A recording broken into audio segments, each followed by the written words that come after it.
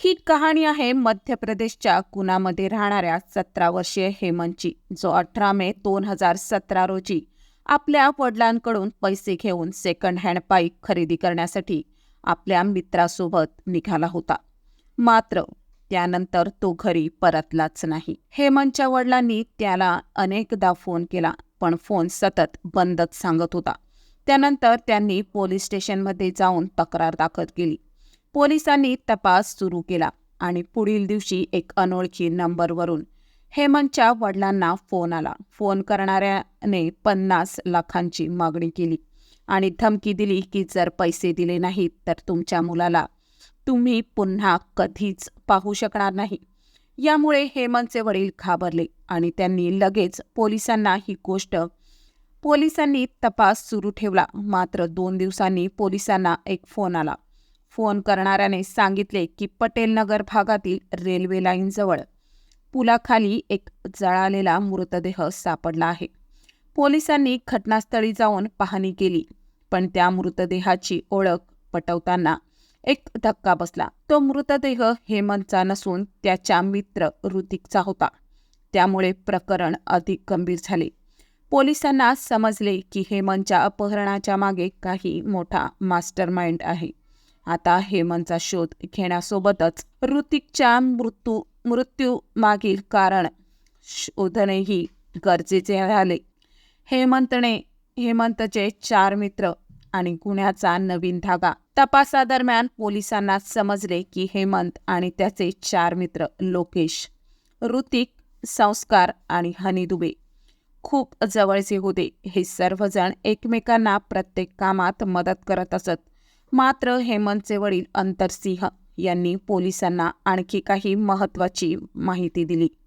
हेमंत नेहमी आपल्या मित्र हनी दुबेच्या घरी जात असे. हनीची आई पूनम दुबे यांच्याबद्दलही त्यांनी काही संशयास्पद गोष्टी सांगितल्या. पूनम दुबे यांचा काही गुन्हेगारी लोकांशी संबंध असल्याची चर्चा होती. त्यांच्याकडे अनेक अनोळखी लोक येत जात असत आणि त्यांच्या घरात मद्यपान व सिगारेट पिण्याचे प्रकार चालत असत. शिवाय पूनम दुबे मंदिराच्या जमिनीवर कब्जा करण्याच्या वादातही होती. गुन्हेगाराचा शोध आणि पोलिसांचा सापळा. पोलिसांनी पूनम दुबे यांच्यावर संशय घेतला आणि त्यांच्या संपर्कात असलेल्या लोकांची चौकशी सुरू केली.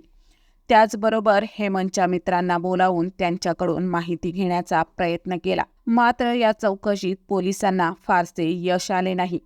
हेमंतच्या अपहरणाचा आणि ऋतिकच्या मृत्यूचा संबंध जोडता येत नव्हता. मात्र पोलिसांनी ज्या नंबरवरून फिरौतीचा फोन आला होता त्यांची लोकेशन ट्रॅक केली. त्या नंबरची शेवटची लोकेशन इंदोरच्या एका निर्जन ठिकाणी सापडली. पोलिसांनी त्या ठिकाणी जाऊन शोध घेतला, पण तिथेही त्यांना कोणताच पुरावा मिळाला नाही. तपास जसजसा पुढे सरकला तसतसे प्रकरण आणखी गुंतागुंतीचे होत गेले. हेमंतचा शोध घेत असतानाच पोलिसांनी आणखी 2 मृतदेह सापडल्याचे निष्कर्ष काढले. त्यामुळे 3 हत्यांचे गूढ समोर आले. हे प्रकरण इतके गंभीर होते की या गुन्ह्याबाबत संपूर्ण परिसर हादरून गेले. पोलिसांनी या 3 हत्यांमागील कारण शोधण्यासाठी कठोर तपास सुरू केला. शेवटी गुन्ह्याचा मास्टरमाइंड कोण आहे हे उघड झाल्याच्या वाटेवर पोलीस पोहोचले. पण त्यासाठी पोलिसांना हेमंतचा माग काढणे आवश्यक होते. हेमंतच्या अपहरणाचा आणि त्यांच्या मित्रांच्या हत्या प्रकरणाचा उलगडा.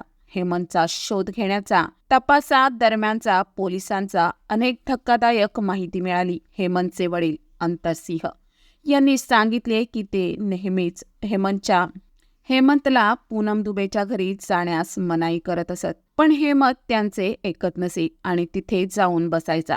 पोलिसांनी तपास पुढे सुरू ठेवताच हेमंतच्या 4 जवळच्या मित्रांबाबत चौकशी सुरू केली. हेमंतच्या मित्रांपैकी 3 मित्र लोकेश, हनी दुबे आणि संस्कार यांच्या घरी सुरक्षित सापडले, पण 4था मित्र ऋतिक मात्र बेपत्ता होता. ऋतिकच्या बेपत्तेमुळे पोलिसांना संशय त्याच्यावर गेला. हेमंतच्या अपहरणामागे ऋतिकचाच हात असावा अशी शक्यता वर्तवली गेली. पुलाखाली सापडलेला ऋतिकचा जळालेला मृतदेह. पोलिसांनी ऋतिकचा शोध घेत असताना पटेल नगरमधील एका पुलाखाली सापडलेला जाळलेला मृतदेह सापडला. तपासात समजले की तो मृतदेह ऋतिकचाच होता. त्याच्या गळ्यावर आणि हातावर धारदार शस्त्राने वार केल्याचे दिसून आले. मृतदेहाजवळ तपास करताना पोलिसांना ऋतिकच्या खिशातून इंदोरच्या पाटणपूरचा बस तिकीट सापडला. हे महत्त्वाचा पुरावा होता, कारण हेमंतच्या वडिलांना फिरवतीसाठी आलेल्या फोनचा शेवटचा लोकेशन पाटणपुरा इंदौर दाखवत होता. त्यामुळे पोलिसांना खात्री पटली की या संपूर्ण प्रकरणात हेमंतच्या मित्राचा सहभाग असू शकतो. पोलिसांनी हेमंतच्या उरलेल्या मित्रांना म्हणजेच लोकेश, हनी दुबे आणि संस्कार चौकशीसाठी बोलवले. मात्र ते तिघेही नाबालिग असल्यामुळे त्यांच्यावर अधिक दबाव टाकू चौकशी करता येत नव्हती. चौकशी दरम्यान त्यांच्याकडून काही ठोस माहिती मिळाली नाही. त्यामुळे पोलिसांना त्यांना सोडून द्यावे लागले. लोकेशची हत्या आणि प्रकरणाचा खैरा छडा तपास सुरू असतानाच 28 मे रोजी पोलिसांना अजून एक धक्का बसला. हेमंतचा दुसरा मित्र लोकेश लोधी याचा मृतदेह नेगमाच्या जंगलात सापडला. लोकेशची हत्या ऋतिकच्या पद्धतीनेच करण्यात आली होती. आता हे स्पष्ट झाले की हेमंतच्या मित्रांवर कोणीतरी एकामागोमाग लक्ष करत होते. ऋतिक आणि लोकेशच्या हत्येमागे तोच मास्टरमाइंड असल्याची शक्यता पोलिसांनी वर्तवली. तसेच या हत्येमागचे कारण हेही असू शकते की त्या दोघांना हेमंतच्या मरणाबद्दल काही माहिती होती. मास्टरमाइंडला भीती वाटत होती की ते पोलिसांसमोर उघड करू शकतात, म्हणूनच त्यांनी हत्या करण्यात आली असावी. या सगळ्या घडामोडींमध्ये पोलिसांना संशय आला थेट पूनम दुबेवर जाऊन थांबला. तपासादरम्यान काही पुरावे असेही सापडले जे पूनमच्या गुन्ह्यातील सहभागाकडे निर्देश करत होते. त्यामुळे पोलिसांनी वेळ न घालवता पूनम दुबेच्या घरी छापा टाकला आणि तिला अटक केली. पूनम दुबेला पोलीस स्टेशनमध्ये आणलं जातं तेव्हा तिला समर्थनार्थ अनेक लोकांनी फोन पोलीस ठाण्यात येऊ लागले. त्यामुळे पूनमवर पोलिसांचा संशय अधिकच वाढला. पोलिसांनी पूनमसह तिचा मुलगा हनी दुबे आणि त्याचा मित्र संस्कार यांनाही अटक केली. कडक चौकशी दरम्यान अशी भयंकर कहाणी समोर आली ज्याने सगळ्यांना हादरवून टाकले. पूनम दुबे ही लालची स्वभावाची स्त्री होती. तिला पैसा आणि ऐश आरामाच्या आयुष्य हवे होते. यासाठी ती कुठल्याही थराला जायची तयारी ठेवायची. सुरुवातीला ती चुकीच्या मार्गावर जाऊ लागली. तिच्या घरी अनोळखी लोकांचा वावर वाढला. पण खरी समस्या तेव्हा निर्माण झाली जेव्हा पूनमच्या मुलाचा मित्र हेमंत तिच्या घरी यायला लागला. हेमंतच्या वडिलांनी सरकारी नोकरी होती आणि ते श्रीमंत होते. हे कळाल्यावर पूनमने हेमंतलाही फसवायला सुरुवात केली. पूनमने हेमंतच्या भोळेपणाचा फायदा घेत त्याला आपल्या जाळ्यात ओढलं. एकदा तिने हेमंतच्या घरातून दागिने आणि पैसे आणायला सांगितले. त्यांनी त्याच्या आईचे झुमके आणून पूनमला दिले, ज्याला तिने एका ज्वेलरकडे गहाण ठेवून पैसे मिळवले. हेमंत आणि पूनम यांच्यात अवैध संबंध तयार झाले. मात्र ही गोष्ट फार काळ लपून राहिली नाही. हेमंत आणि पूनमच्या नात्याबद्दल हनीला कळलं तेव्हा तो हेमंतच्या विरोधात तिडीक धरून बसला. त्याने हेमंतचा खून करण्याचा निर्णय घेतला. त्यासाठी त्याने योग्य वेळेची वाट पाहायला सुरुवात केली. एक दिवस हेमंत 40,000 रुपये घेऊन सेकंड हँड बाईक खरेदीसाठी हनीसोबत निघाला. त्याच दिवशी हनीने त्याच्या इतर मित्रांना नेगमा जंगलात बियर पार्टीसाठी बोलवलं. नेगमा जंगलात सर्व मित्र जमले होते, मात्र संस्कार तिथे नव्हता. हनीने त्याला इतर मित्रांना पैशाचे आमिष दाखवून आपल्या प्लॅनमध्ये सामील केले. काही वेळाने हनीने बियरची बाटली उघडली. हेमंतच्या डोक्यावर जोरात फोडली. हेमंतच्या डोक्यातून खोल जखम झाली आणि तो चक्कर येऊन खाली पडला. त्या स्थितीतही हनीने त्याच्यावर वार करणे सुरूच ठेवले. हेमंत जागच्या जागी ठार झाला. हेमंतच्या खिशातले 40,000 रुपये हनीने स्वतःकडे घेतले आणि उरलेले पैसे ऋतिक आणि लोकेशकडे वाटून दिले. हेमंतचे 2 मोबाईल फोन हनीने स्वतःजवळ ठेवून स्विच ऑफ केले. हेमंतचा मृतदेह पेट्रोलने जाळून त्यांनी पुरावे नष्ट करण्याचा प्रयत्न केला. त्यानंतर तिघेही घरी परतले. हनीने घरी जाऊन घडलेली सगळी घटना पूनमला सांगितली. पूनमने हनीच्या गुन्ह्याचं रक्षण करण्यासाठी आणखी भयानक षडयंत्र रचले. पूनमने पोलिसांच्या तपासाचा चुकीच्या दिशेने वळवण्यासाठी नवनवीन डाव खेळले.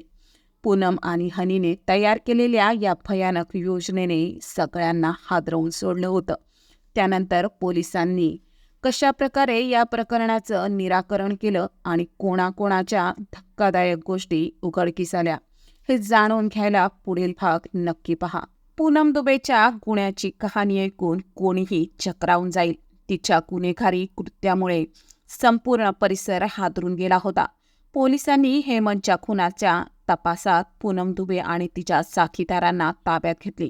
परंतु तपासादरम्यान असे समोर आले की ही कहाणी फक्त एका खुनाची नव्हती, ही तर अनेक गुन्ह्यांची गुंतागुंत होती.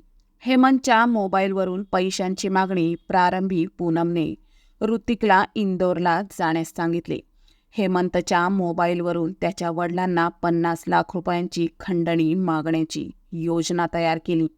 पैशांच्या मोहामुळे ऋतिकने हे केले, पण यामुळे पुढे घटनांना भीषण वळण मिळाले. ऋतिक आणि लोकेश यांनी खंडणीच्या पैशांवर हक्क सांगत पूनमला ब्लॅकमेल करायला सुरुवात केली. त्यांना वाटले की पैशांमध्ये आपलाही वाटा पाहिजे.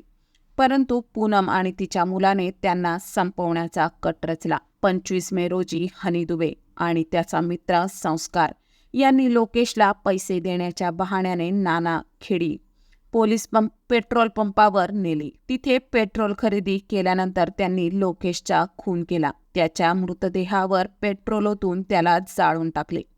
त्यानंतर पूनमच्या सांगण्यावरून ऋतिकलाही संपवण्याचा कट रचला गेला.